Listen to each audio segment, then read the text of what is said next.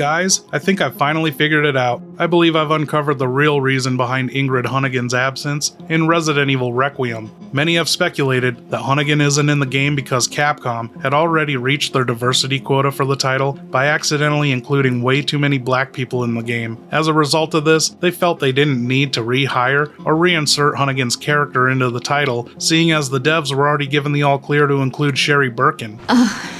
Thank God. And in today's age of appealing to the modern audience, I can see why someone would subscribe to this theory, especially if this ever-growing cast of doctors and engineers is evidence that a new Resident Evil 5 is in the works. But even if that were the case, do you really think Capcom, of all companies, would sleep on the chance to reuse and recycle assets from previous games? I don't think so. So there's really no logical or technical reason for Hunnigan's absence here. Excluding her from this game had to be a creative decision, like there must be some in-game lore reason as to why she wouldn't be helping Leon, especially in what most likely could have been his final mission. To get to the bottom of this, I did what any FBI analyst would. I compiled evidence, reviewed the transcripts and mission logs, created timelines, and mapped out all of Hunnigan's known actions across the entire series. A bit extreme, I know, but I've always felt like there was something off about her, and today, I'm gonna prove it. I don't know why you're wasting your time, D. She ain't off the grid, she just blocked Leon's drunk ass. So get ready, as Mr. T-Virus and I expose why Ingrid was off the grid in this episode of RE Search, The Hunnigan Connection. Sounds bad. I have an idea, Leon. I need you to... What? Repeat, Hunnigan. Great. Just my luck. And just a heads up, this video will be spoiling much of everything from all the Resident Evil games. On top of that, I do expect you to at least have a general understanding of the series' mainline events. There's just way too much here for me to cover in one video, so I won't be holding your hand explaining the basics to you. With that being said, let's jump right into the middle of the series, starting off with the title that gave Hunnigan the most screen time, Resident Evil 6. This game alone provides enough incriminating evidence in the case against Hunnigan that it could be its own video. At the time when this game came out, I actually believed Hunnigan was working for the family, but seeing the direction the series has taken since, I now believe Hunnigan is operating as a spy for the Connections, keeping tabs on the family and the US government from inside the FOS. Don't make me do this. And right away, we know something is off when Hunnigan calls Helena Harper just seconds after the president has been assassinated. Yes? Hunnigan. Thank God you're both all right. Notice, she didn't immediately call Leon. She called the family's Patsy, the one responsible for distracting President Benford's security detail. This is like if LBJ called the book depository, asking to speak with Oswald while he was fleeing the scene. Hunnigan made a huge mistake. Even Leon began to question her. Hunnigan, how do you two know each other? That's Helena Harper. Even Wesker would have said, damn, bitch, play it cool. And remember, the Connections wanted President Benford silenced just as much as the family did, seeing as Benford was threatening to declassify and release all the Epstein the Elpis files, and the files revealing the truth about the US's involvement in Raccoon City. When the president tried to investigate, they had him assassinated, and you are the key to retrieving Elpis. So who knows, maybe the Connections played the family yet again into thinking this assassination attempt was really their idea, kinda like they did with executing Operation Basilisk Terminate. It's also extremely convenient for the Connections having Hunnigan as the head of the FOS. This position allows her to keep tabs on everything, giving her access to the BSAA, DSO, Secret Service, and all intelligence and anti-bioterrorism agencies. You name it, she can access it. At that point, she had more tabs open than Donovan watching Ada Wang compilations. Promoting Hunnigan to this position was one of two major mistakes Adam Benford made when he became president. The first being that he hired Derek C. Simmons, his right-hand man, to be the national security advisor, not knowing that Derek was the current head of the family. Derek even admits this was his biggest mistake in his own words in files that can only be found from the RENet database files. His biggest mistake, though, was hiring me on as his right-hand man, not knowing that I was the head of the family. If only he knew how closely I've been watching his every move. So basically, at this time, Hunnigan is operating like Revolver Ocelot from the MGS series. She is secretly a triple agent that has also killed a US president. They played us like a damn harpsichord. Ah! If Hunnigan was innocent here, then what is she doing calling Helena Harper, of all people? And did she not know Leon was present, on scene? I'll explain everything there, Agent Kennedy. How do you know my name? From the game's files, we can see that Helena was the perfect patsy to pin this on. She was fired from the CIA for shooting her unarmed sister's abusive boyfriend, and this was after her suspension for using excessive force. It's all my fault. I did this. So it's really bizarre that Hunnigan can look at this file and go, yeah, this is the agent I want working for the DSO. Hunnigan even gave Helena a glowing recommendation to join the Secret Service instead of outright being fired from the CIA. I would like to recommend Helena Harper of the CIA as a new eligible candidate. I understand that she has a reputation for letting her emotions cloud her judgment, but her abilities and conviction are enough to overshadow her faults and make her a prime candidate. That's like recommending a shark for lifeguard duty, or me for lifeguard duty. Yeah, so in a way, this is all totally her fault, regardless of her intent. Another thing I find suspicious is the message that Hunnigan immediately sent out to her superiors after her phone call with Helena. This file reveals that Hunnigan sent a message to her superiors confirming the death of the president. This is Ingrid Hunnigan. I have made contact with Helena Harper of the USSS. She and Leon Kennedy of the DSO have confirmed that the president has died from infection. They are now moving out to pursue who they believe to be behind the incident. I repeat, the president has been confirmed dead, and 2 agents are now in pursuit of the suspect. But according to the game's other file on the field operations support, Leon and Hunnigan only answer to the president. So, could she actually be sending a message to her real superiors, like within the connections? Is Brandon Bailey still alive and kicking? Was this sent to him at the time? Subject line, mission accomplished. Patsy's still breathing. Working on it. And if Hunnigan were truly innocent, don't you think she'd at least report or update to Leon and Helena that a team of armed assailants murdered the Special Forces unit that was sent in to secure the president's body and assess the situation? Yeah, according to this other secret file, shortly after Leon and Helena took off, a team was sent into the university, but never secured the body on account of them all getting shot to death. This is information that would have helped clear Leon and Helena's name if Hunnigan didn't want to pin this on them. And we know Hunnigan recorded this information and kept it confidential, as the RENet files suggest. They outright tell us. So what's going on here? Who attacked and murdered the Special Forces unit in the middle of the Tall Oaks outbreak? Probably another government agency we've never heard of until the next sequel. Remember, this was a false flag C-virus attack by Derek C. Simmons, using leftover C-virus taken from Carla's mutated samples from the infected insurgents in Edonia. So, he's not using Juavo mutations that can organize and wield weapons to take on those special forces. This sounds more like Hunk's work. I know Zeno could pull it off too, but I doubt he'd get anywhere near a Lepotitsa queef. And just look at how Hunnigan assisted Leon and Helena during their escape from the campus. Hunnigan, the gate's locked. Anything you can do? Sorry, not from here.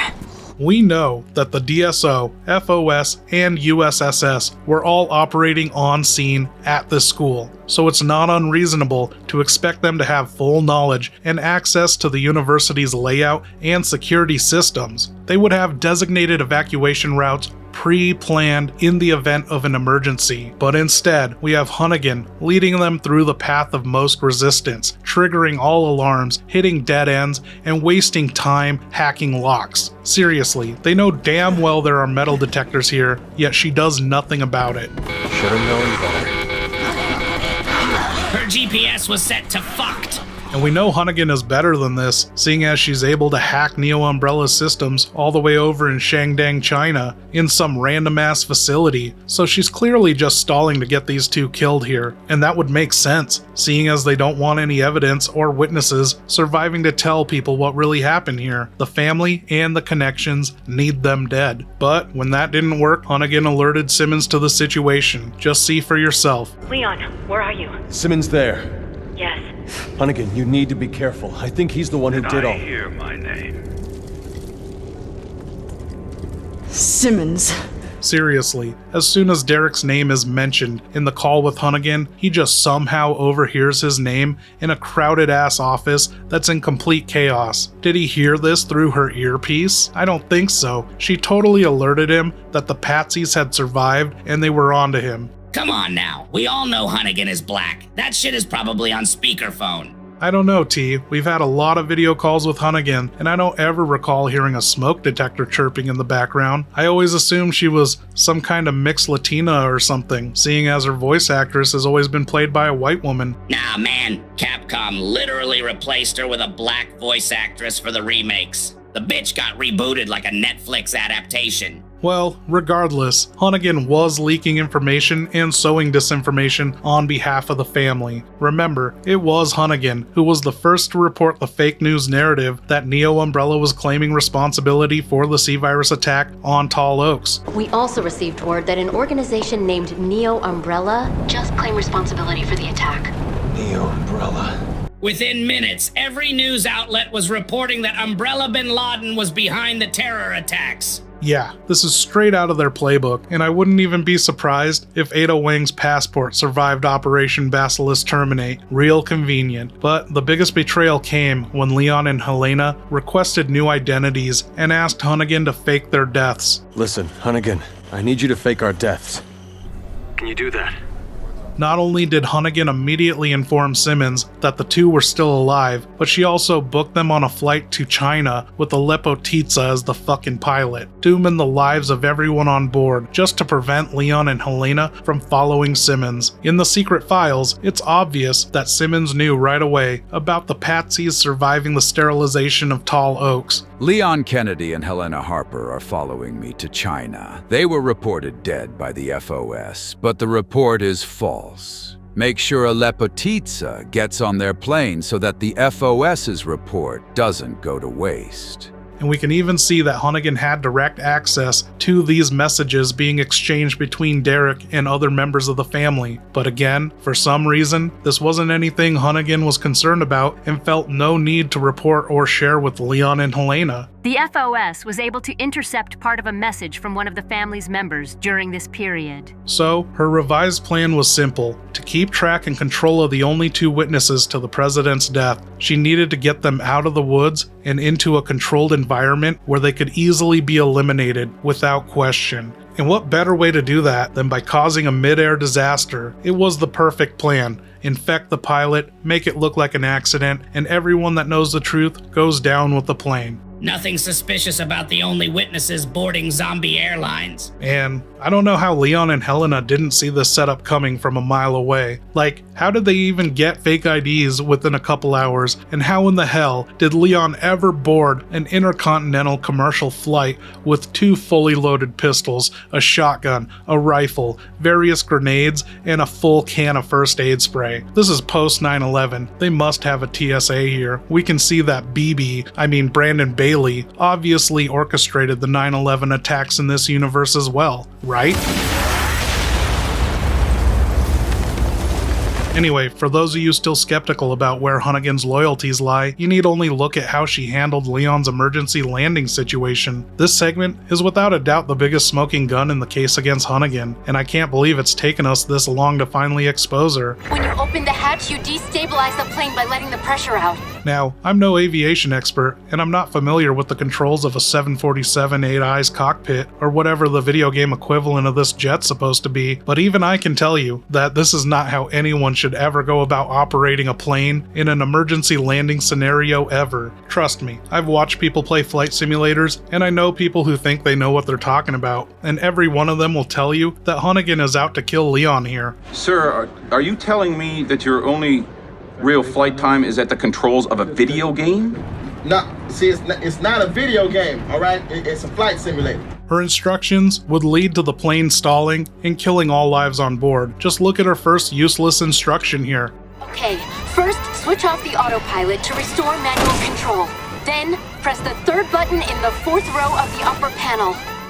She never tells Leon how to disengage the autopilot, she just says to do it. And if you listen carefully, she says to do that first, and then flip the third button in the upper row of the fourth panel.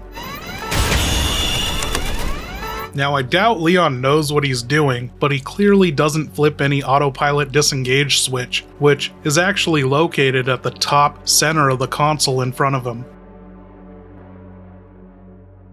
Luckily, we can tell from his LNAV and VNAV settings that the AP disengage switch has already been flipped. I guess Lepotitsa's flabby, fat, flatulent ass must have farted on the controls or something. LNAV is lateral navigation, and VNAV is vertical navigation. So the LNAV will laterally follow our flight plan, so it's going to follow the GPS. Activate the autopilot by clicking one of the top buttons on the right side of the MCP. When activated, a green CMD would appear on the primary flight display, meaning the autopilot is active. As for her follow-up instruction, this is completely pointless. The 4 switches above Leon's head here are actually the controls for the exterior lights. So she just had him disable a portion of his landing lights for no reason. And on the overhead panel you have controls related to the electric systems, the air conditioning, the internal and external lights. And to make things worse, Hunnigan never once instructs Leon to deploy his landing gear, and even if she did, he'd still need to set that auto brake switch to max. Okay, now pull the lever on the right-hand side.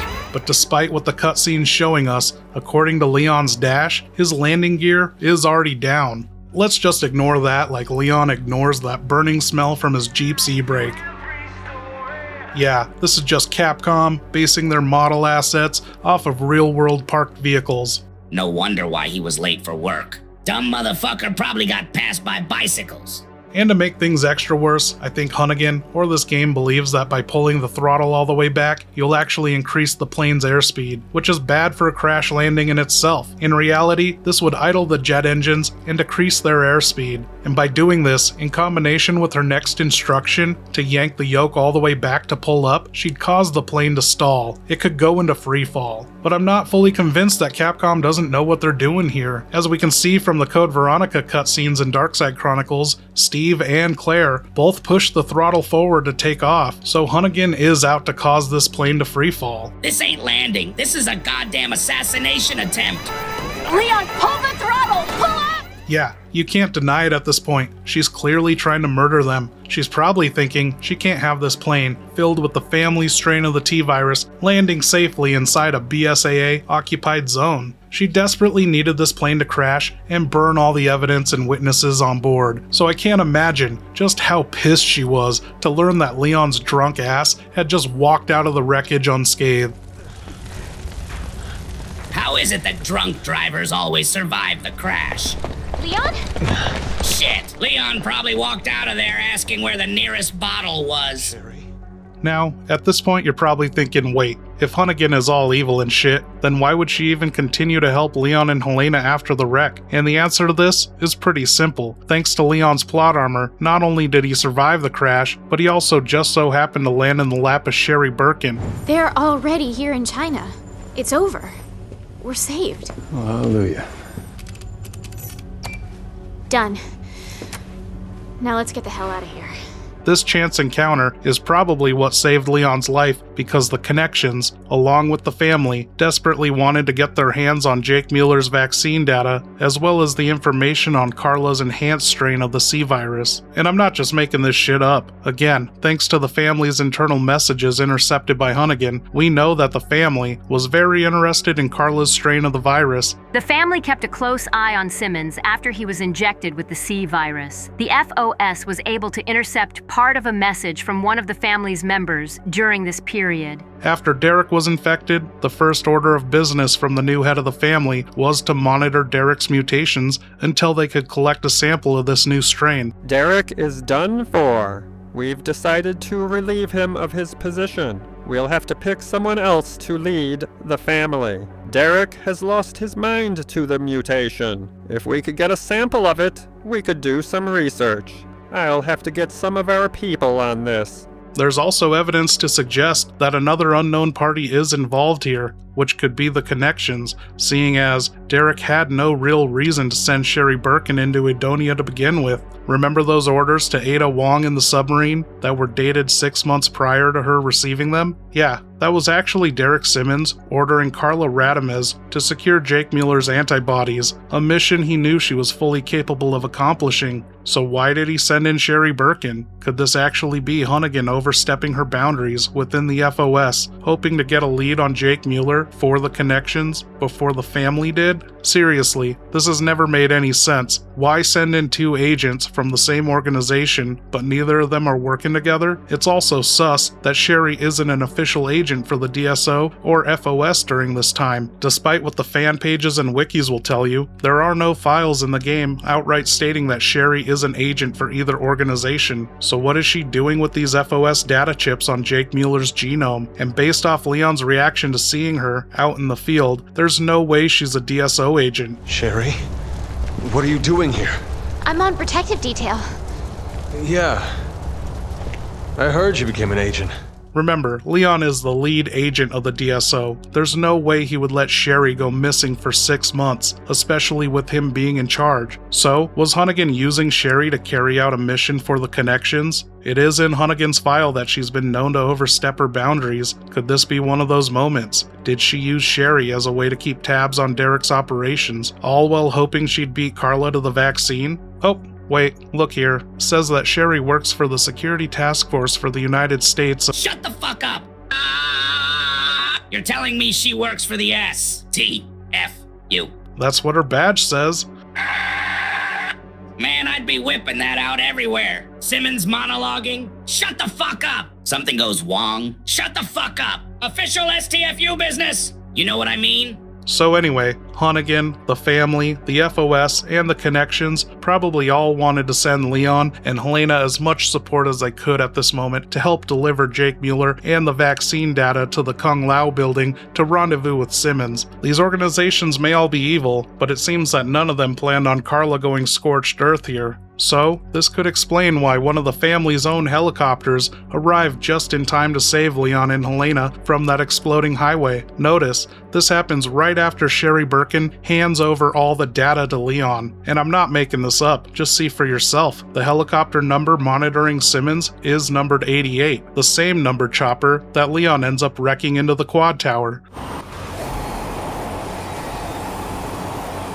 And this change of heart on Leon and Helena's fate could have also been influenced by the new head of the family trying to clean Derek's mess. Derek Simmons' death has been confirmed. The new leader of the family has been chosen. We need to come together and persevere as we have in the past, if we are to keep balance in the world. So, with Simmons out of the picture, I really doubt the connections cared if Leon survived or not. Simmons became the new patsy, so who cares if they pin it all on him? It's not like the connections killed the president, they were only pulling the strings, not the triggers. So for the time being, I believe that Leon and Helena were safe, which explains why Hunnigan was so willing to help them hack Neo Umbrella's security systems. Yeah, you've got to question just how Hunnigan was so quick with accessing and disabling the security Roombas here. We know from the secret files that Simmons had gotten so bored with all his wealth and power he had amassed that he literally just gave his Chinese Navy and facilities to Carla sometime back in 2009. Ada. The family's army grows stronger every day, and I've found myself overwhelmed with it. That is why I am giving you full control over our East Asian soldiers and this submarine as a present. Use them as you wish. I hope that they serve you well. He must have been going through some shit during this time, seeing as this was the same year he decided it was okay for Sherry Birkin to leave the house and start dating. I guess that threat of Wesker really had him on edge all those years. Anyway, he gave the Ada Wang impersonator all the resources she needed to fund Neo Umbrella, so it's entirely possible that these Chinese facilities are using the family's tech and systems, something Hunnigan would be familiar with hacking, especially if she has been keeping tabs on them with her FOS powers. Now I get it. So what do you guys think here? Just based off of the events of RE6 alone, do you think this is enough evidence to convict Hunnigan of treason? Shit, I'm still trying to figure out how she ain't been charged with attempted murder. Even after Requiem and all the new revelations, very little is known about the Connections. For a while, people believed that the family and the Connections had to be the same shadow government, and that Capcom had just forgotten about the family. But Grace's report finally clears that up by mentioning the family again after all these years in a report about the Connections. While most records regarding Elpis were lost with the destruction of Ark, a precious few remain. Excerpt from confiscated records. Spencer's message 1990. Data missing. Tricell HC. F. The family and Umbrella. Elpis shall bring it all to an end. Now, in this universe, the family has been running things in secret for over 400 years, while the Connections are a relatively new shadow threat to the world, sorta like Israel. They've only just appeared a few decades ago, but they're already killing presidents and leveling cities for their sick personal gain. Seriously, they let the family believe it was their idea to force the president into nuking Raccoon City, only for them to fake the bombing in secret and let the Pentagon take the blame for it. That's how deep the Connections have infiltrated the country, which, if you think about it, is kind of really impressive, especially if you believe that Brandon Bailey was the founder and had amassed this Jeffrey Epstein level of influence and power over the world's political leaders. We're up against the people who really run this country.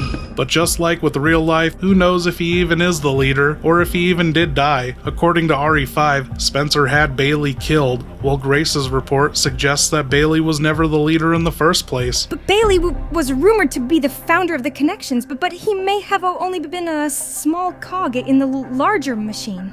We now believe the Connections has had deep roots in the criminal underworld since before the 1980s. And speaking of real leaders, do you guys think that President Graham was in league with the family or the Connections? Personally, I don't think so, seeing as his own daughter was abducted and trafficked overseas for a ransom. I feel like this could have been a message from them to Graham to get him to play ball, or it was their goal all along to try out this newly discovered mind control parasite. This is how they get them to kiss the wall.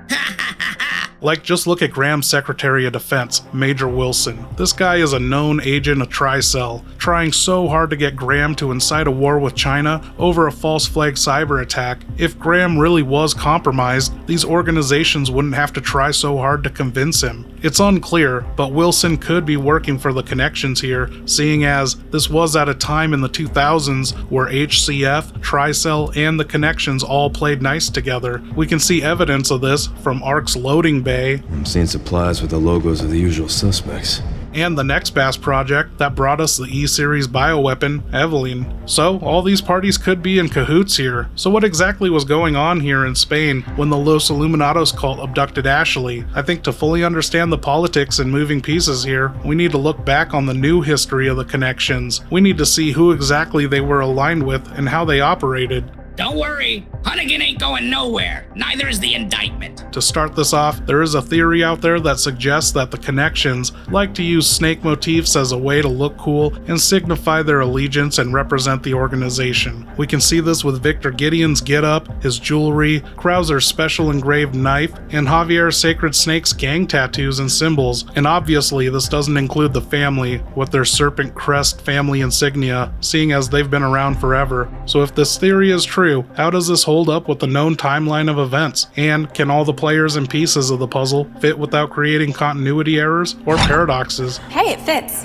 This really should be its own discussion for another video, but to cover all the events of Operation JV Hair and RE4, I think we need to talk about this. That's Donovan's way of saying he accidentally found another 3-hour rabbit hole. If Grace's report is correct, that Brandon Bailey is just a figurehead for the Connections, then I think we can piece this entire theory together with Operation Javier. With this new detail, we can now suggest that Javier's Sacred Snakes could have been operating as a South American hub for the Connections all along. We know from Blue Umbrella that the Connections were wanted for exactly the same crimes as Javier's international crime syndicate. drugs, money laundering, trafficking, black market deals, involving bioweapons, you name it. But here's the official narrative behind Operation Javier. Back in 1991, an American man with ties to Umbrella and the Ashford family approached Javier with an experimental procedure that he claimed could save his wife Hilda. This procedure involved using the T-virus, and the man called it viral therapy. Back in my day, we called that the worst fucking idea imaginable. Javier continued making deals with the man from Umbrella and started dabbling in his own bioweapons research and distribution. And thanks to all the power his dam generated for the neighboring villages and all the wealth his drug operation brought to the communities, the government of Amparo turned a blind eye to all of his illegal activities. But just 6 months into her treatment plan, the man from Umbrella began raising prices. This came at a bad time because Hilda still hadn't regained consciousness from her initial injection. On top of that, someone else from Umbrella leaked the news about the T. Veronica virus, claiming it was a superior virus, leading Javier to believe that he had bargaining power and other options against his initial supplier. Unfortunately for Hilda, though, she mutated into a hideous monster, and Javier never acquired the T. Veronica virus in the 90s. Its existence was only a rumor at the time. Because of this, Javier cut all ties with Umbrella. He transferred Hilda to a special facility he created underneath his own compound and converted his mansion into his own private research center. It wasn't until his daughter, Manuela, turned 15 that he discovered she too had the same disease as her mother. This caused Javier to start frantically looking for anyone with connections to the T. Veronica virus. And that's when he met Albert Wesker. And for some reason, Wesker, out of the kindness of his heart, offered Javier the T. Veronica virus, and this began the beginning of their collusive partnership. Whenever someone says, and then Wesker showed up, the story immediately gets 50% dumber. But shortly after this arrangement, Ada Wong started poking around Javier's operation, and this is where the entire narrative falls apart. Seriously, it makes no sense as soon as you start questioning anyone's motives here. Like, why would Ada, who has been working with Wesker since Raccoon City and continued to work for him through 2004, why would she spy on Wesker's business in South America? And if Wesker is actually supplying the T. Veronica virus on behalf of HCF or the Connections, why is she snooping around, asking questions about Javier's supplier, pricing, and shipping routes? Also, we know from Operation Javier that the mission only went down because the US had decrypted messages intercepted between Ada and Javier's men. When asked about Ada, Wesker lies to Javier, saying that she's an ex-Umbrella employee, but on top of that, she's also a rat. I mean,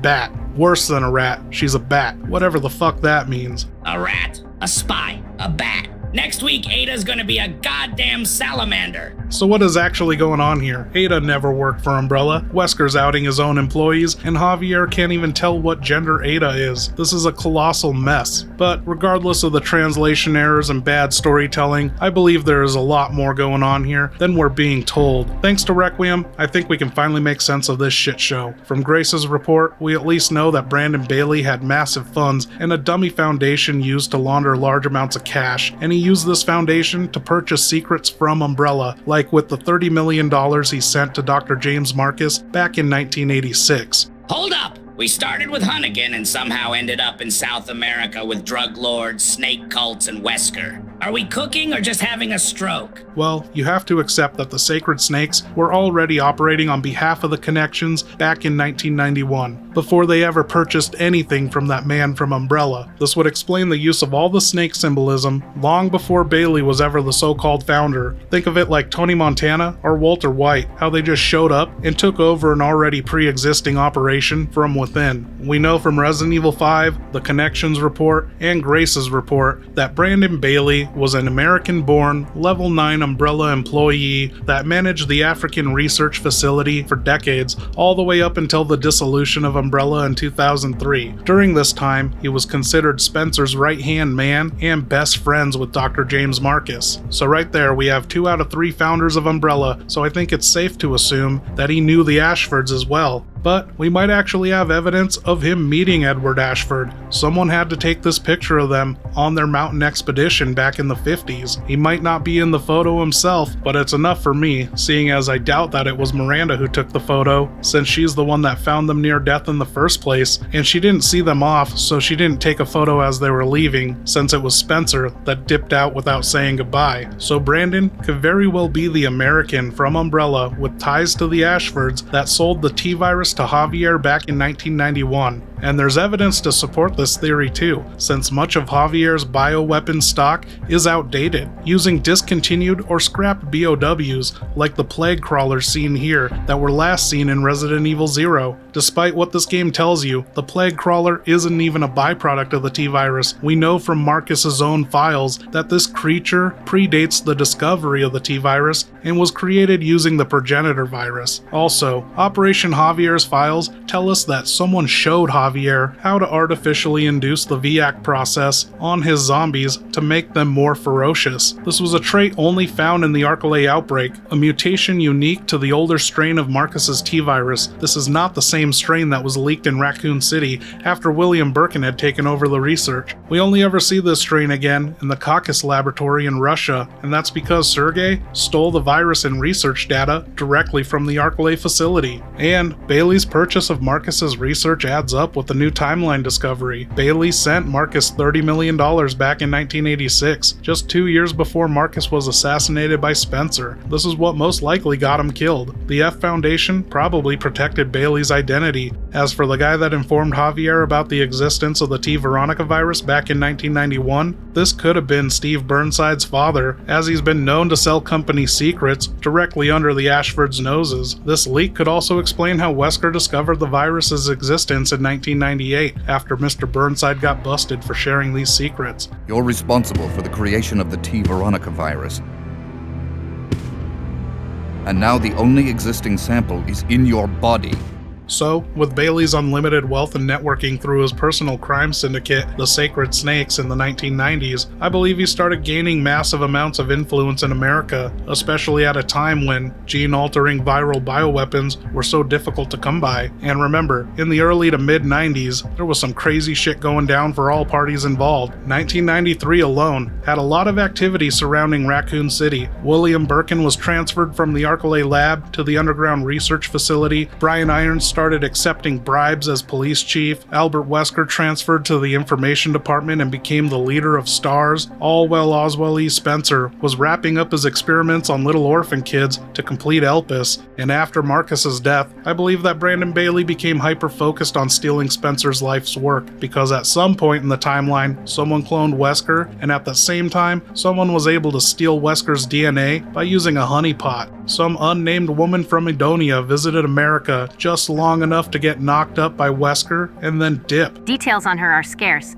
but we learned that she was born in Edonia and immigrated to America in her early 20s, where she became pregnant with Albert Wesker's child. She then returned to Edonia with Jake without telling Wesker of his birth. And this could explain one of Resident Evil 6's biggest unexplained mysteries. Like, how did anyone know that Wesker had a child? The mother left America without ever telling Wesker that she was pregnant, yet somehow the FOS just magically knows of Jake's existence, and they know him by his name, and that he's the son of Wesker. It's never explained here. So, it's pretty convenient that the FOS knew exactly where to look as soon as they were threatened by a C-virus outbreak from one of their rogue agents. Anyway, by the 2000s, I believe it actually was Zeno, posing as HCF Albert Wesker, to trick Javier into buying product from Brandon Bailey again. You know, the guy he swore to never do business with. And this is supported by the fact that HCF actually did steal the T. Veronica virus from Alexia Ashford in '98, and thanks to that NextBass project, the Connections and HCF were sharing bioweapons secrets. But that's not all. We know from Resident Evil 6 that Carla Radamez perfected the T. Veronica virus back in the year 2000. She did this by removing the gene responsible for causing all the brain rot within the host. So, if this was the strain that ended up in the hands of Javier through Zeno, this could fully explain why Manuela was never negatively impacted by the virus, and how she didn't need 15 years of cryosleep to fuse with the virus. Again, another major Resident Evil mystery solved by this theory. At this point, Donovan got red strings connected to red strings. And having a clone Wesker conducting business as the real Wesker in South America would definitely catch the attention of the real Wesker. This could explain the appearance of the real Ada Wong, like she's working for the real Wesker, checking out what's going on down here. Okay. I'll do it. But because of Ada's interference, this triggered a massive investigation from the US, one that the Connections couldn't ignore since it revealed Javier's been killing his own gang members, aka Connections members, flooding entire villages with his 20 million ton water dam, and secretly transferred a T. Veronica plant from his bioweapons facility to his own home garden. This act alone would be reason enough to nuke the place, as it's revealed that this plant's spores alone could wipe out 60% of the entire Amazon rainforest within 48 hours, and Javier knew this, and he knew his back was against the wall. So, regardless if Javier's operation was actually conducting business for the Connections or not, the US President and Brandon Bailey would have to put an end to this. Operation Javier. Few people have heard the name, even within the highest ranks of the US government. The operation was not made public. It was conducted in secret and then buried. The reason being, it was too inhumane. The US government let those people die. Do I have permission to return fire? Negative.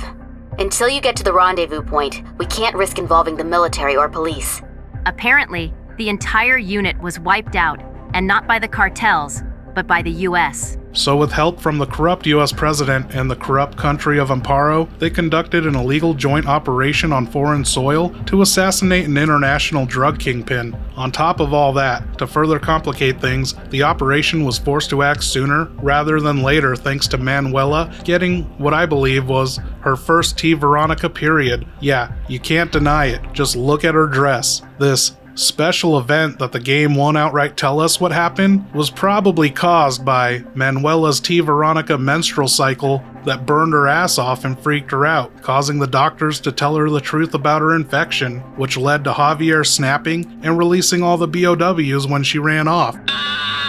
Donovan out here investigating menstrual lore again. No wonder this channel has fallen. So yeah, this mission wasn't authorized through official channels. This is why Hunnigan admits to jamming Leon's radio, despite the claim that the local government and the citizens were assisting with Operation Javier. And we know that Hunnigan did this, and that she's been in direct communication with Krauser since 2002, all thanks to the secret voice files obtained within Darkside Chronicles archive files. This is CQ1-20. Please provide your code name and location. This is 20 Silverdax. My location is 5210 at 1209. I'm going to jam this channel, so you'll be on your own from here on out. All right. See you around. Another thing I find interesting is Krauser's response when Hunnigan introduces herself as Ingrid Hanna. Does he know something that we don't? Like, does he know that this is actually her real name and that Hunnigan is the alias? I'm Ingrid Hanna. I'll be your support op for this mission. Are you sure it's okay to be using our names? Yes, but just until it's time for the operation to begin. You can also use your cell phone until you arrive in town. He really seemed surprised that she revealed this instead of using her handle CQ1 or Hunnigan. In the FOS files, it does say she's often tolerated for overstepping her boundaries. Could this be one of those moments? Or is she just that much more comfortable with Krauser, a fellow member of the Connections? Unsurprisingly, from this call, Hunnigan reveals to Krauser that Leon Cessna has been shot down and crash-landed in the wetlands. So where's this Leon guy? Did he fly in? Yes. He was on a tour-charted Cessna, but it got shot down. It crash-landed in the wetlands, and he made his way on foot from there. All right, now let's find Zimmerman. I don't know what Leon did this early in his career to piss her off and make enemies with Hunnigan, but it's crazy to discover that she's been trying to kill him with doomed airline flights since the beginning. Story of my life. Also, from these tapes, I get the impression that Krauser doesn't consider the United States to be his government, almost as if he's loyal to a shadow government or ideology. Well, I don't know about Leon, but my loyalties lie not with any one given organization. And seeing how he jumps at the opportunity to assist Leon when it's revealed that Leon's on a special secret mission for the corrupt US president is all the proof I need to know that he's working for the Connections. Even in Krauser's internal monologue, he tells us outright that Leon's being used as a puppet, yet he seems to be excited to learn that he has indirect orders from the installed puppet president. One of your orders are from the president. then I'm on your side. My loyalties lie not with any one given organization. To me, it's as if he just discovered he got more official orders from Brandon Bailey himself. Looks like I'm nothing more than a pawn in this game. Let's go. And remember, it was Krauser who immediately recognized and identified the betrayed Sacred Snakes gang members. A snake tattoo. This is the mark of Javier's men. And who knows, Krauser's snake-engraved knife could signify an affiliation with the gang, either directly or indirectly. The symbols are similar, and we know from Operation Javier's written orders and their secret tapes that Leon and Krauser had to acquire their own weapons, gear, and finances, all provided by their own organizations within the country of Amparo. So this could be where Krauser obtained his Sacred Snakes issue knife. And is this game's own subtext trying to tell us something by having Krauser, in the opening cutscene of the game, kill a snake with the Sacred Snake's knife? This could now be taken as some symbolism that the connections are overtaking Javier's operation. Anyway, the detail about their gear just further incriminates Hunnigan, since she's already in direct communication with Krauser on an unsecure channel, talking behind Leon's back about how Leon will be arriving with Krauser's headset. So what are they already talking on? And this is right before she jams the mission comms and never once speaks to Leon on mission. But I guess it's perfectly fine for Krauser to keep using his cell phone. Shit ain't adding up. And in RE4, we have Hunnigan acting like she's never worked with Leon before. 2 years later. I'm Ingrid Hunnigan. I'll be your support on this mission. Loud and clear. Somehow I thought you'd be a little older. So what's going on here? Another detail that exposes Krauser is his knowledge of Javier. He somehow knows Javier's voice well enough to recognize him speaking over the damn intercom at a point in the mission when no one has heard Javier speak yet. Wait, I know that voice. And even after seeing all this evidence, I can understand if you still have your doubts about the connections doing business here, but at this point it's undeniable they played a part here once you just look at Javier and Zeno's swag side by side. Yeah, he didn't get this aura from Wesker's DNA. Zeno's style is a direct imitation of him doing business with Javier, case closed. And with Operation Javier completed, I think it's time we cover the events of Resident Evil 4. This is Roost. I've got some bad news, Condor 1. With the weather like this, the chopper can't make its approach. I'm sorry. I wish I could do more to help. In this game, the president's daughter is abducted from Girl College in New York. Krauser places her in a shipping container and sends her across the ocean to Spain. And just like they did with the family, I believe the connections could have been trying to use the Los Illuminados from within. We know from RE9 that mind control and controlling the masses is their end game. The last virus, created by Spencer. Designed to control human consciousness.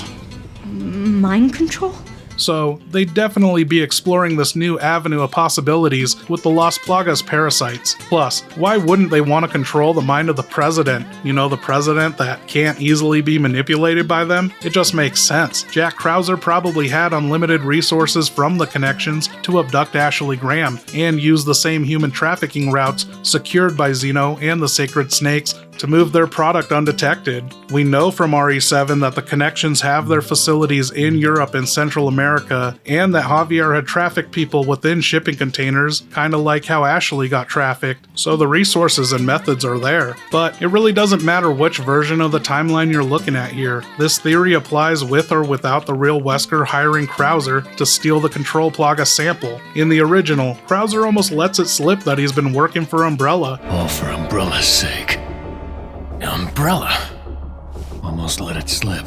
But this has never made sense to me, especially now, with the 0 attempts at reviving Umbrella that have been made throughout the series. No one really seems to care about Umbrella's legacy, besides Blue Umbrella, which for the most part they've proven themselves to be an ally in the fight against bioweapons. Umbrella got ditched faster than Ashley on professional mode. If Krauser really is with Umbrella, then what is he doing getting into a pissing match with Ada over who really knew Wesker first? You know, I met Wesker long before you. We'll see soon enough if you did. Obviously, if he knew Wesker before Ada did, then I'd think he'd know what the fuck a BOW was, but here he is 2 years earlier, having no clue what they are. So, you think BOWs actually exist? So, did the OG Krauser even know the real Wesker? Krauser's dead. Really? Leon doesn't die easily. That's fine. We can use him to clean up Sadler for us. If Krauser is actually working for Zeno here, this could explain his slip-up about Umbrella, since Zeno and the connections at this time in 2004 just helped Victor Gideon secure Rhodes Hill to continue his master's work. Someone with ties to Umbrella. Victor Gideon. To Krauser, Zeno is Wesker, and he's operating out of an Umbrella facility known as ARC, working with ex-Umbrella researchers. And if Hunnigan is part of the team, this could explain why she has Umbrella medication sitting at her desk in the office an entire year and a half after they went out of business. And with Victor Gideon being a Professor Nemesis in disguise, this could explain how Hunnigan was able to identify Louise Serra as an ex-Umbrella researcher from the Europe 6 lab, as he's most likely responsible for Victor Gideon's current condition. It seems he used to be a researcher for Umbrella. Umbrella? I should have left him in that bag to rot. Also, I don't believe that Wesker was ever a full-time operative for Brandon Bailey or the Connections. I know he said he sold his soul to a rival company, but we never really see him working with HCF again. Plus, I don't think the Connections were really on board with his whole Doomsday virus, especially if he didn't take measures to include their survival in his new world. Wesker's vision of the future apparently had room for cockroaches and tentacle monsters, but not enough room for Excella's fine ass. Count me out. And again, just look at the symbolism behind using the name Ouroboros. Like Krauser's snake knife killing a snake, Wesker picked a snake that eats itself as the symbol of his new world. This had to be a direct message to the Connections that they were going down by the unstoppable snake they created. You're going to blow up this entire island, including the president's daughter. Won't that make things harder for you? There's no room for half measures. The weak exist to serve the strong.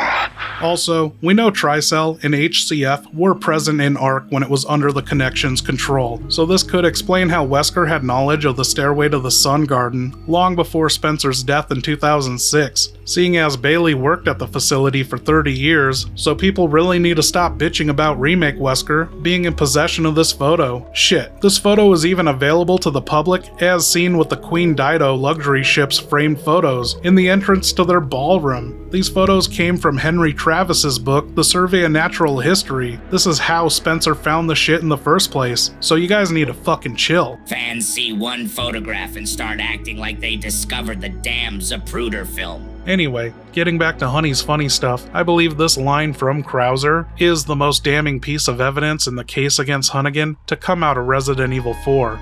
You can't save her. You can't save anyone. Give it up, Krauser! At the time when Krauser said this, it was insignificant, just another taunt from another enemy, but since the release of Requiem, this line has become the nail in the coffin in the case against Hunnigan, thanks to this single note discovered by Leon in the ruins of the R.P.D. You can't save anyone. We know that someone was listening in on Leon and Krauser's exchange during their fight in Spain. The only issue is that nobody was around to hear this line. There are no witnesses present, and remember, this was said during a time when Hunnigan's comms were conveniently, supposedly, jammed by the cult's newly constructed communications facility. Say you. Roost, you're breaking up. Do you read me? Number one? Chopper. Damn it. So what is it? Either Leon's comms were jammed and Hunnigan wasn't recording his mission logs, or Hunnigan fake jammed them and blamed the Los Illuminados. And we already know that this is something she's capable of doing and has no problem doing, seeing as she silenced Leon for an entire mission back in 2002 with Operation JV Hair. Hunnigan, is that you? Finally, the line's jack free. From the notes obtained on Hunnigan's desk, we can see that she needs to pick up new contact lenses, and guess who just so happens to be wearing new contacts, no glasses, when Leon finishes his mission? Hey Hunnigan, no glasses. Forget the glasses. What's the status of the mission? Yeah, I no longer think Hunnigan's channels were jammed here. As a spy for the connections, she probably wants Leon to fail anyway, so she had better things to do like denying him evac when requested and going out to run errands. We know the Los Illuminados wanted to send Ashley back, but to do that, they needed to secure the amber and perform a ritual on Ashley, providing her with all the essential nutrients that a growing parasite needs, and this hadn't been done yet. So could this actually be why Hunnigan rejected them an evac when they asked for it? I'm sorry. I wish I could do more to help. Don't worry about it. We'll swim home if we have to. And it wasn't Ada and Wesker that picked up this conversation between Leon and Krauser. First of all, this conversation wasn't even being broadcast to begin with, and second, Ada was busy rigging the explosives on the island while Wesker was actively cruising back to his yacht after delivering the water scooter to the dock for Ada to escape when the fight went down. I've arranged a way for you to get back to the island. Copy that. Nobody else was spying on them here, and even if they did, they weren't working for the connections by 2026 to provide Zeno, Gideon, and Hunk with the context needed to know that this single line would have such an impact on Leon. This was a personal attack from someone that really knew Leon's history. This could have only come from Hunnigan. Not that I think she personally wrote it, even though she has been known to write notes according to her desk, but realistically, I think she told one of the three major players here exactly what to write and why. If Hunk knew Krauser was an agent for the connections and that Krauser had trained Leon, then I could see Hunk taking an interest in learning everything he could about Leon from Hunnigan before their inevitable meetup in Ark. This would also explain how Hunk heard, that Leon was a smartass. We finally meet. How about an autograph? I heard you're a smartass. And this intel leak is as bad as Carl Heisenberg calling Chris a boulder-punching asshole in Village.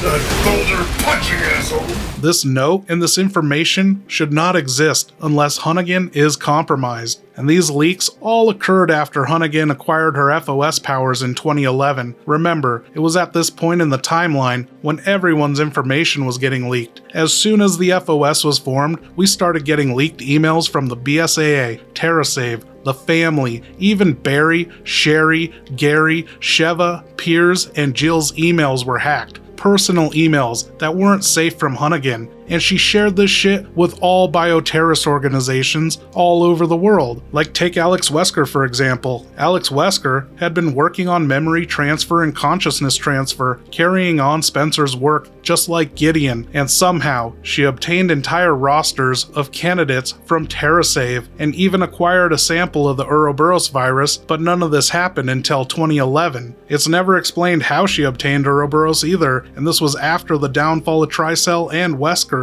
But at this time, Hunnigan must have been drawing attention to herself, since we have reports from within the FOS that a coworker was secretly listening into her phone conversations and was concerned enough to keep records of her calls, and it looks as if they reported it to someone. Maybe not someone else within the FOS, as she would be their boss. So could this be a report back to the family? Or another concerned party? Stop calling me at work about this, Mom. I know. I don't need help finding someone. I can do that on my own. Make sure you tell Dad what I said, too. And apparently, she's talking in code to someone that she referred to as Mom, and the conversation is about looking for someone that Dad and Mom both want Hunnigan to find. Sounds innocent enough until you realize that Mom is probably Carla Radamez, while Dad is Derek C. Simmons. You know, the head of the family, Mom and Dad. Shit, how much for Hunnigan to call me Daddy? Either Carla is pestering Hunnigan to use her FOS powers to find Jake Mueller so she can enhance the C virus and go scorched earth against Simmons, or Carla is asking Hunnigan to locate the real Ada Wong so she could stop fucking up Carla's Neo Umbrella plot by getting international arrest warrants against her name. I sort of liked the idea of adding an international arrest warrant to my profile.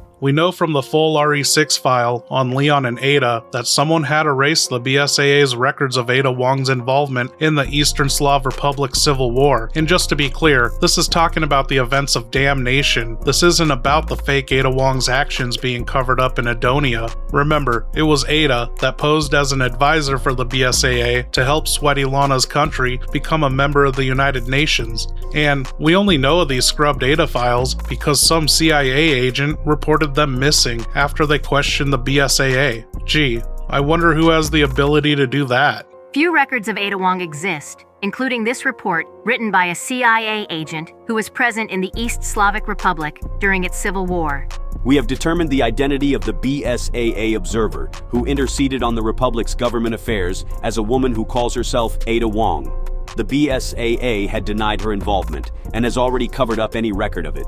It looks like we are the only ones who know of these details. Another thing I find interesting is that Hunnigan's name literally means beekeeper. That's the actual baby name meaning you'll find if you Google her name, which is wild when you realize that the bioweapons dealer that's supplying the rebels with Plaga-enhanced beta liquors is using the code name the Beekeeper.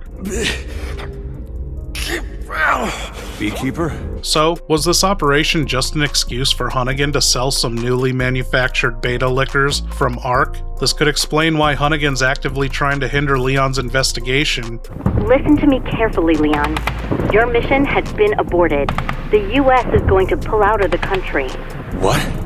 I just got here. Also, on a side note, I just want to point out that finally, after 28 years, Requiem has given us an official BOW code name for the liquor. This bioweapon product number mystery is literally what started this channel with my first RE search with Mr. T-Virus. 20 years of research and we're still asking what happened to those liquor dicks. We may never know what happened to their genitals, but at least we now have an official product number code name for the most iconic creature in the series. Anyway, was Hunnigan actually dealing here? This could be why she led Leon right into a missile strike.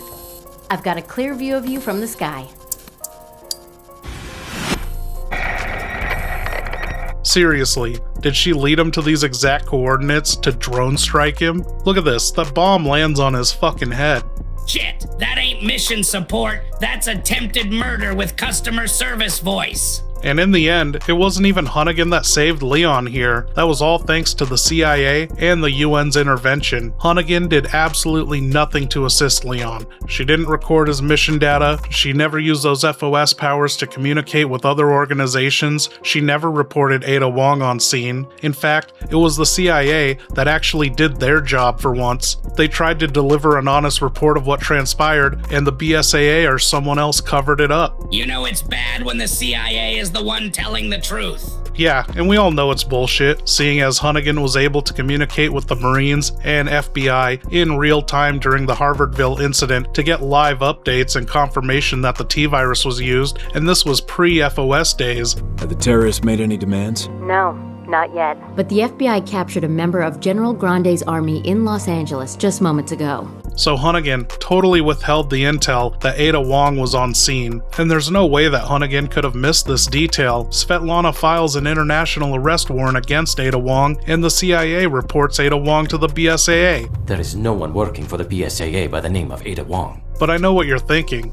Why would Hunnigan send Leon in to investigate her own crimes? And the answer to this is fairly simple, even if it's a bit confusing. You gotta remember, this was 2011 Hunnigan. She's maintaining appearances within the FOS to keep tabs on the family and the government. So, this could be one of those times where the family unknowingly stepped on the Connection's toes, forcing Hunnigan's hand to make a move against her own interest. This would explain her cutting off Leon's mission support as he's about to approach the deal location. You're mistaken.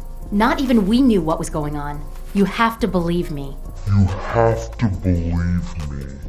The family and the Connections probably want to destabilize this country anyway, seeing as this region is rich in oil and secretly contains a bioweapons lab underneath the capital. If they attack the capital, it'll make my job a lot easier. A temporary government headed by the US and Russia will be set up in the Eastern Slav Republic to maintain peace, and all of the companies that supported her and the former government will be thrown out of the country and dismantled. Top brass knew about it right from the beginning, didn't they? Because of all this, I don't think it's a coincidence that the Civil War ceasefire ended the same year that Wesker died and Tricell Africa lost their oil field, along with that Las Plagas lab, two important revenue streams that this country just so happens to have. In 2009, thanks to Excella's partnership with Wesker, Tricell Africa was not operating with the best of intentions for the Connections, seeing as they tried to get everyone on Earth killed. So with this loss, I believe believe this perfectly explains why the Beekeeper is only offering these inferior base plagas to the rebels, while Svetlana's plaga farm cultivates the mature plaga 2 parasites, the same kind that Wesker cultivated in Africa.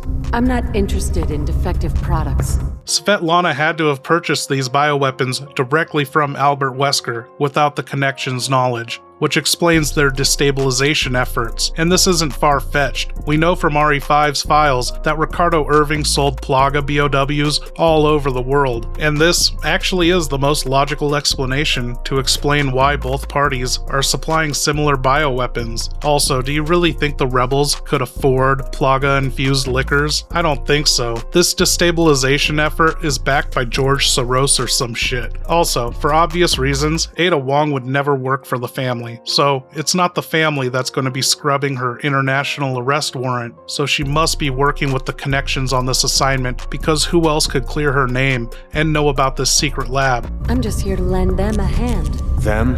Although it seems as if my help wasn't needed.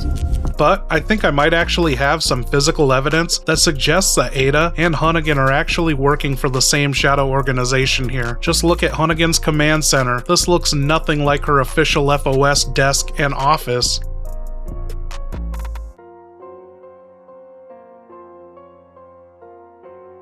And if you look a little closer, you can see that Hunnigan has what appears to be a network connection or comms link open in the corner of her tab that reads CHQ BD001. What is this? Connections HQ? CHQ? And we know this is a communications link of some sort, as the fine print reads Connect A, Connect B. If Hunnigan is running a side operation for the Connections in this country, this makes sense that she'd be operating from a different workstation. On top of that, this discovery is actual visual evidence that Hunnigan is operating for the Connections here, as we've already established that Ada Wong would never work for Simmons or the family. So what is Ada Wong doing with an established comms or internet connection direct to Hunnigan's system? Yeah, we can see from Ada Wong's laptop that Ada is also connected to channel CHQ BD001. This is the same comms channel that Hunnigan's linked to. This has to be how Ada knew where the Beekeeper's weapons deal was going down. Like she said, she's here to assist them. But the deal was already made while Leon was tied up, so with Ada betraying the Connections, but keeping that plaga for herself, I think this only strengthens my theory that the modern day Connections have been fractured, split into 2 camps, because who else is Ada gonna give this plaga to? What are you doing? I'm working. Don't worry about it. Remember, in Operation Lurking Fear, Lucas Baker kills all the Connections researchers that were supplied to him in his lab. I can't help it, man. We've got work to do. He screws them all over, claiming he found a new buyer for the E-Series bioweapon research. We got your emails. We know you're funneling info to someone. Your friends, the Connections, know about this?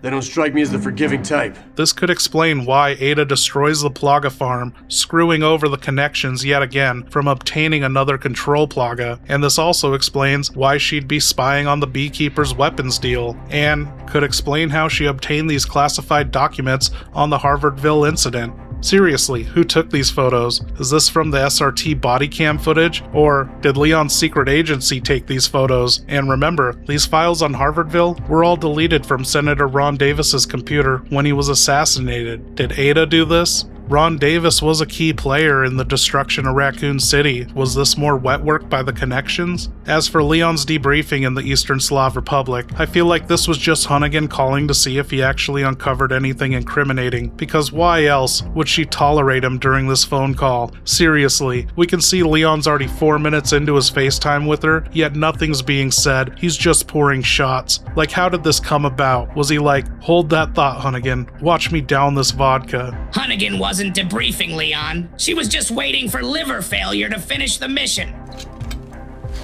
Cut the shit. Anyway, if you're not already convinced that Hunnigan is a 2-timing survival horror, then get ready, because this investigation is about to go off the rails. In Requiem, Leon and Sherry are denied access to potentially life-saving information that could seriously help with their investigation into Elpis and Raccoon City. The order to suppress their security clearance into the DoD files came directly from Zeno himself. Well, looks like your campaign to make the DSO stand down really didn't work, Zeno. I'll leave this matter to you then. So the Pentagon denies Sherry and Leon the access to the files they requested and demands that they abort their mission. So either Hunnigan isn't with the FOS anymore and couldn't assist in obtaining these records for Leon and Sherry, or she is the higher up and rejected their access to this intel that could have saved Leon's life, along with everyone else who is going to be infected by Raccoon City Syndrome. Did you find anything on Elpis? Not yet. Nothing on the servers at the CIA or the Pentagon. Maybe we need a higher clearance. I requested one. And I was told to shut down the investigation. What? Why? They didn't say. Orders from on high. To get to the bottom of this, I went back to Hunnigan's last known appearance in the series, Resident Evil Death Island, set a full decade prior to the events of Requiem. In this film, we actually catch a glimpse of some of these classified Pentagon files that were being suppressed from Leon and Sherry in Requiem. If you slow down the opening credits, you can see many redacted files surrounding the Raccoon City incident, as well as the formation of Umbrella and the government's involvement in bioweapons. And we know these are the same files that Xeno blocked Sherry from accessing, since the film's antagonist, Dylan Blake, is wanted for hacking the Pentagon and obtaining those classified documents on Raccoon City. Someone accessed the DoD's server. They were looking for top-secret files on previous bioterrorism cases, going back to Raccoon City. He wanted to uncover the truth behind his gay lover's death back at the Raccoon City blockade in 1998, and in doing this, he may have accidentally exposed Hunnigan's entire operation, or he just foiled another false flag terror plot by the Connections, one that they were cooking up to be used on the American people. Leon S. Kennedy, working hard for people who lie and cover up the truth, who propagate the endless cycle of battles he keeps fighting. We know from the events of Infinite Darkness that the Pentagon servers are on a secure local network, meaning no one can access these files externally. Why is top secret data on a server with outside access? It can't be accessed externally. The server's on a 100% local network. So, how exactly did a gay, retired Umbrella grunt manage to pull this off? I really doubt he had the funds or skills to hack this system alone. Whoever these people are, they have Taylor now. That can't be good. He was involved in top-secret research for our military, and now foreign agents are after him too. It turns out that Blake was assisted by the leftovers of Glenn Arias' operation that had taken over the remains of Neo Umbrella. You know, the enemy of the family, the Connections, and the US government. So, Hunnigan must have really fucked up here in the eyes of her superiors for letting these files end up in the hands of the organization that has almost destroyed the world 2 times over now. We need him in custody ASAP, like yesterday ASAP. And at the time when these files leaked, I didn't think anything of them. Dylan Blake took most of the secrets with him to his grave, while only revealing that he had discovered a biodrone roboticist that was actively attempting to sell government secrets to enemy states. But on top of that, Dylan had also acquired a mutated strain of the T-virus, one that doesn't spread through bites. Well, they were all infected with an improved version of the T-virus, and they all have needle marks. No bites? None of them were bitten, only their victims. And their victims didn't turn, they died from their wounds. Starting to sound familiar?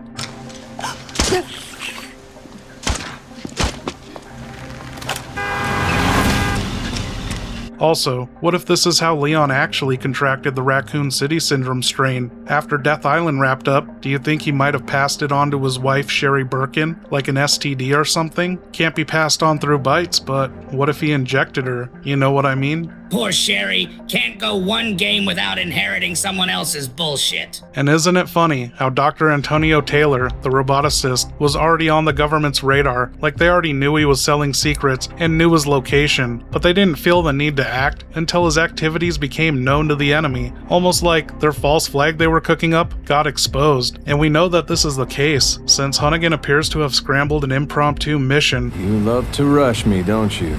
She is just trying to cover her ass here. This isn't an official operation. Like, she expects Leon to safely secure and deliver Taylor on his fucking crotch rocket? Get real. This is also backed by the fact that Dylan Blake, a terrorist with no official demands or bargaining power, isn't just outright drone strike the second Alcatraz is infected. Seriously, the guy is a nutjob, constantly playing Russian roulette, has no collateral, killed all potential hostages he could have used as leverage, and made no demands or has clear unachievable goals. Like, if this was an official DSO threat that the rest of the US government knew about, then I think the US could live with itself killing a few tourists to kill a terrorist. Like, who cares if they're American? Obama didn't, and whoever took over after Adam Benford didn't care when he decided to blow up a wedding filled with innocent guests, all to fail at killing a single arms dealer. So no, it's clear Hunnigan's gone rogue here. She's using local PD and SWAT to help cover her ass, avoiding official channels and attention from the connections. She's even going as far as to call Rebecca on her personal cell phone instead of using those FOS powers to tap into BSAA North America. Also, what is the opening of this film trying to tell us? In the credits, we have a shot of Leon killing the president, followed by the word pawn written across Leon's face. This really doesn't fit the context of the movie.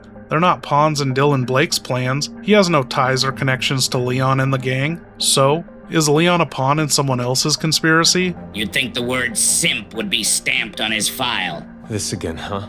It's like I'm stuck in a goddamn loop. And Krauser did recognize that Leon was just a pawn, all the way back in Operation OJ, so I think Hunnigan's back to her old ways again. She isolated this incident, she never calls Leon, Rebecca can't reach anyone on the island, and the outbreak is never reported to the authorities, despite hundreds of people being attacked during the hours of operation. She's jamming the entire island. But I'm having no luck getting through to Chris and the others either. I've been trying for 2 hours now. And she only gets Rebecca involved in hopes of keeping this event under wraps. Without official authorization, Hunnigan recruits Rebecca to work with the local SWAT, calling her using her personal cell phone instead of going through official BSAA channels through the FOS. So what's really happening here? And what happened after this mess? Well, according to Resident Evil 7, by 2017, the Connections were officially recognized as an international crime syndicate that ended up being investigated by the FBI, BSAA, and Blue Umbrella. And as far as we know, this could be the time that Ingrid Hunnigan went MIA. Did the cleanup of Alcatraz actually expose her as a traitor? During Death Island, Taylor secretly gives Claire backdoor access to Dylan Blake's command center, the terminal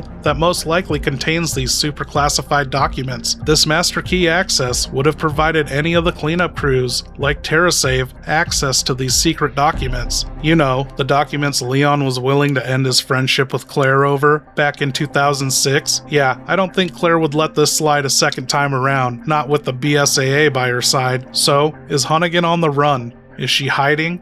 Or did she just shapeshift into someone else? Resident Evil got me so fucked up I can't even rule that out anymore. Yeah, when I said we're going off the rails, I actually meant we're jumping the shark here. Shit's about to get retarded, but that doesn't make this investigation any less serious. Everything I'm about to present to you is circumstantial, but I feel like there are just too many coincidences to ignore. So the narrative I'm about to present, with all these discoveries, is now my official headcanon for the series. So here it is. As I was wrapping up this video, I discovered a file inside a Castle Double D that contained a list of names. These names belong to candidates for Lady D's Cadeau experiments to create those super sexy goth daughters of hers. The names on the list were Irina, Mihaela, Lois, and Ingrid Hunnigan. The document isn't dated, but I have reason to believe it was written during the time of Bella, Cassandra, and Daniela's creation. So this would make Hunnigan like super old. But again, thanks to Village, we know that these ridiculous folklore creatures like vampires, werewolves, and witches actually exist in this universe, all thanks to the Megamycete and Cadeau. So, with this discovery, I'm proposing that Ingrid Hunnigan is actually an immortal vampire bug lady from this Eastern European village. There it is. The crack pipe finally entered the investigation. We know from Maiden, the free visual demo released before Village, that the main character is named Ingrid, and from Village's documents, we know that Bella, Cassandra, and Daniela were all created over the course of an entire month, that month being January 1958. And in this demo, Ingrid can find the very same candidates list, but at this time, her name hasn't been added to the list, telling us that this does in fact take place in 1958. According to Lady D's records, she named all of the girls herself after the success of the Cadeau experiments. So the names on the list are totally the OG dead names for the sisters. The records also reveal that Ingrid was experimented on, but unfortunately, there are no records as to what became of Ingrid afterwards. And since the Maiden demo doesn't reveal Ingrid's skin color or voice, we can't simply confirm or deny that this is the real Hunnigan. So what happened to the Maiden? Well, in 2020, when Ethan visits the dungeon, he can actually find Ingrid's necklace if he kills a certain ghoul. People will claim that this creature is Ingrid from the Maiden demo, but it's not. It's clearly a dude that's had his dick chopped off by Alcina. Yak, if a man's dick is cut off in the castle, blah, blah, blah. So, Ingrid's fate remains a mystery. There's no evidence of her actually dying. There are no records of her being disposed of or rejected. But there actually is evidence that suggests that Lady D actually did want a fourth daughter. During Village, Ethan can tell the daughters apart by their necklaces. Bella sports a red jewel on her choker, while Cassandra rocks a yellow stone and Daniela wears a green one. Besides their stones, their necklaces are completely identical. It isn't until Ethan leaves the castle that he can find a fourth necklace without any stones inlaid. Further proof that Alcina wanted a fourth daughter. So, was this actually Ingrid's necklace discarded into the well? Well, according to the files, 3 of the 4 women were delivered to the castle at the same time, but a total of 4 women were experimented on. So why was Ingrid the odd one out? Because normal explanations left this video 2 hours ago. Now bear with me. What if Alcina didn't want Ingrid because she was black?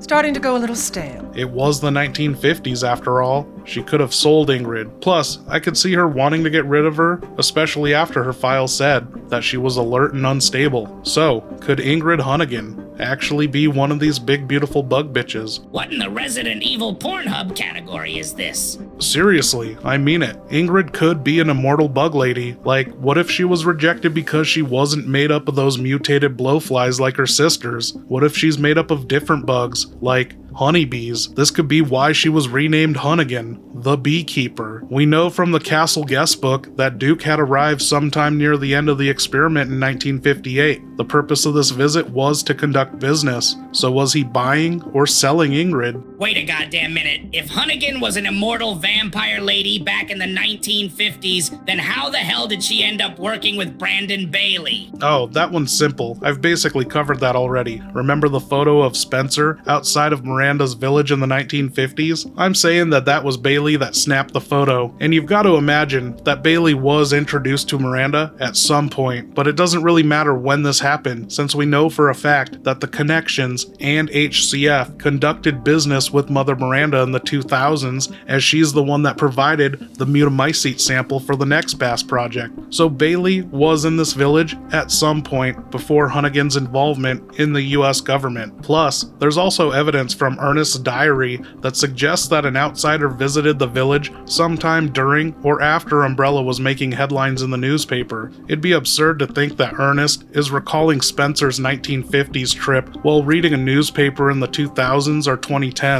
He'd have to be like 80 years old to recall something so insignificant like that. And how boring is this fucking village?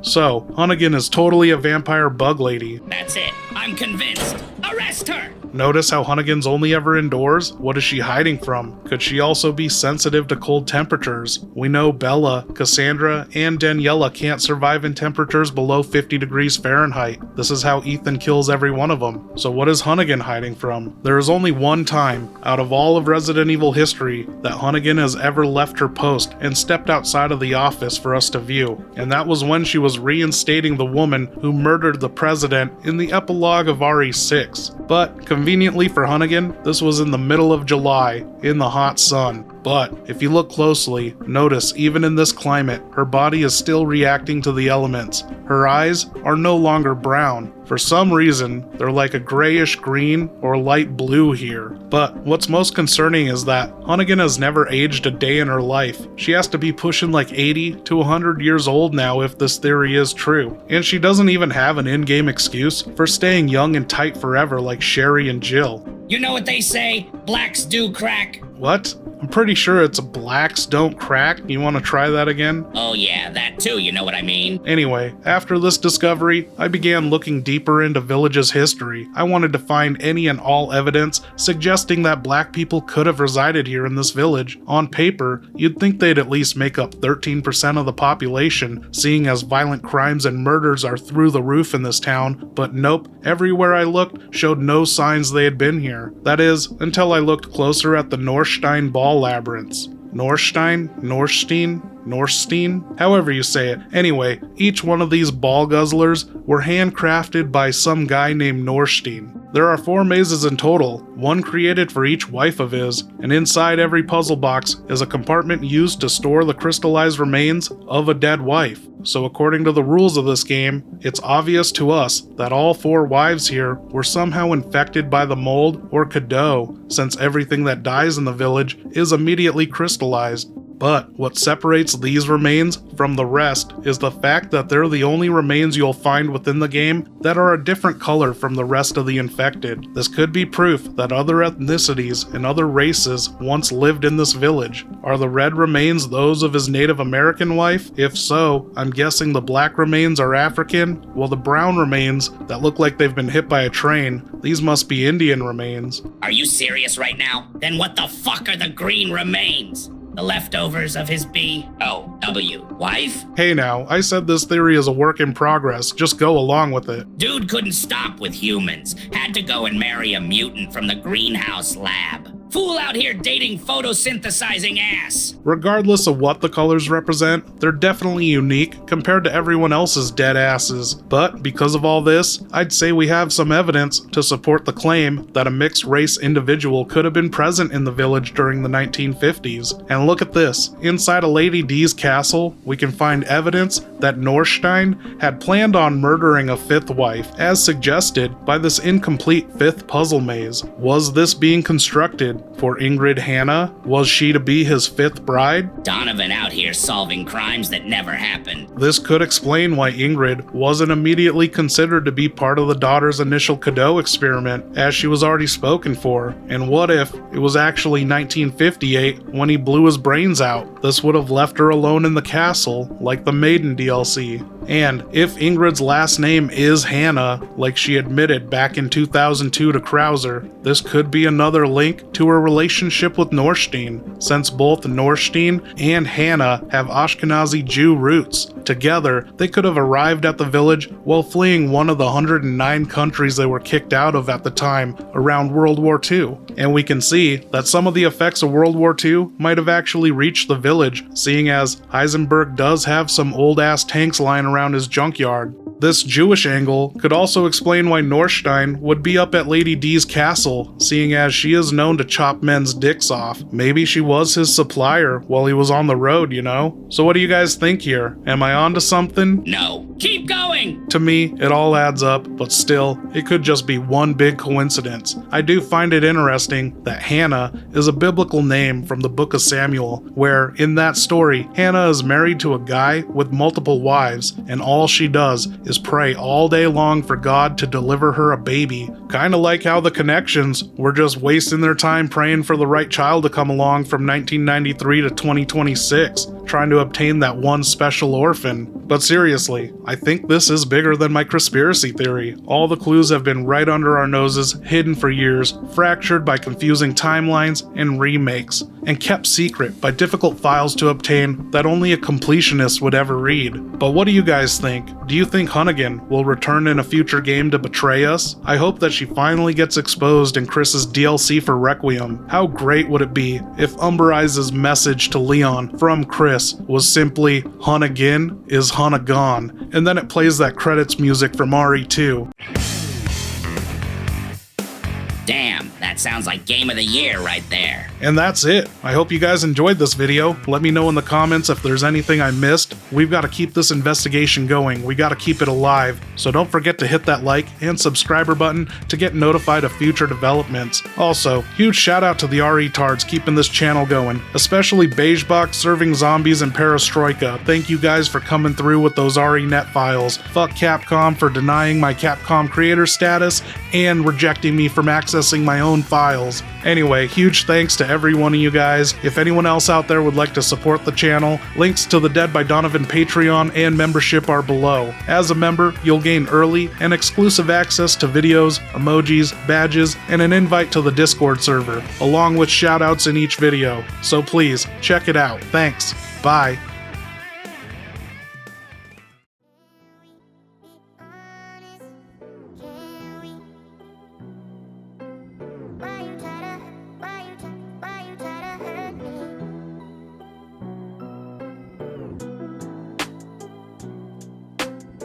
So, Mr. T-Virus, what'd you think of this whole conspiracy?